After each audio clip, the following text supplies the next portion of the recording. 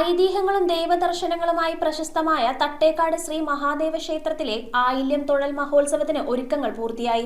December 9-നുള്ള മഹോത്സവത്തിൽ 10,000-ഓളം ഭക്തർ പങ്കെടുക്കുമെന്ന് ക്ഷേത്രം സെക്രട്ടറി ബിജുമോൻ അറിയിച്ചു. കോതമംഗലം തട്ടേക്കാട് ശ്രീ മഹാദേവ ക്ഷേത്രത്തിലെ ആയില്യം തൊഴൽ മഹോത്സവത്തിനായി ഒരുക്കങ്ങൾ പൂർത്തിയായി. മഹോത്സവത്തിന് 10,000-ഓളം ഭക്തജന പങ്കാളിത്തമുണ്ടാകുമെന്ന് ക്ഷേത്രം സെക്രട്ടറി ബിജുമോൻ അറിയിച്ചു. ഈ വർഷം മണ്ഡലാരംഭത്തിൽ തന്നെ നാഗം നമ്മുടെ ക്ഷേത്ര സന്നിധിയിൽ എത്തിച്ചേരുകയും നിലവിൽ ഇപ്പോൾ ഈ സന്നിധിയിൽ തന്നെ തുടരുകയും ചെയ്യുന്ന ഒരു സാഹചര്യമാണ് ഈ വർഷം ഉള്ളത്. ഇതിന്റെ ഒരുക്കങ്ങളായിട്ട് ഒരു 10,000-ഓളം ഭക്തജനങ്ങൾ ഈ തവണ എത്തിച്ചേരുമെന്നുള്ള പ്രതീക്ഷയാണ് ക്ഷേത്ര കമ്മിറ്റിക്കുള്ളത്.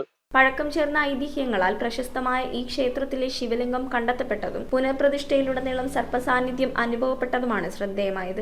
ഇതിന്റെ പ്രധാന ഐതിഹ്യം എന്താണെന്നാൽ തട്ടേക്കാട് മഹാദേവ ക്ഷേത്രത്തിന് സമീപത്തായിട്ട് ചേലമന, മുമ്പ് മനയായിരുന്ന ചേലമലയിൽ നിന്നും ഒരു സർപ്പം ഈ വൃശ്ചിക ആരംഭത്തിൽ തന്നെ പുഴ നീന്തി ഈ ക്ഷേത്ര സന്നിധിയിൽ എത്തുകയും 41 ദിനങ്ങൾ ഈ ക്ഷേത്ര സന്നിധിയിൽ കുടികൊള്ളുകയും അതിനുശേഷം ഈ ആഘോഷത്തിന്റെ ഭാഗമായി നടത്തുന്ന കളമെഴുത്തും പാട്ടും വഴിപാടുകളെല്ലാം ഉൾക്കൊണ്ട് അത് തിരികെ പോകുന്നതായിട്ടാണ് സങ്കല്പം. വൃശ്ചിക മാസം ആയില്യം നാളിൽ നാഗരാജാവിനെ കളമെഴുത്തും പാട്ടും നടത്തണമെന്ന് അഷ്ടമംഗല്യ പ്രശ്നത്തിൽ ലഭിച്ച ഉത്തരവിനനുസരിച്ച് വർഷങ്ങളായി മഹോത്സവം തുടർച്ചയായി നടക്കുന്നുണ്ട്. മഹോത്സവ ദിനത്തിൽ ഭക്തർക്ക് എല്ലാ സൗകര്യങ്ങളും ഒരുക്കിയിരിക്കുകയാണെന്ന് ഭാരവാഹികൾ അറിയിച്ചു. News bureau, Kothamangalam.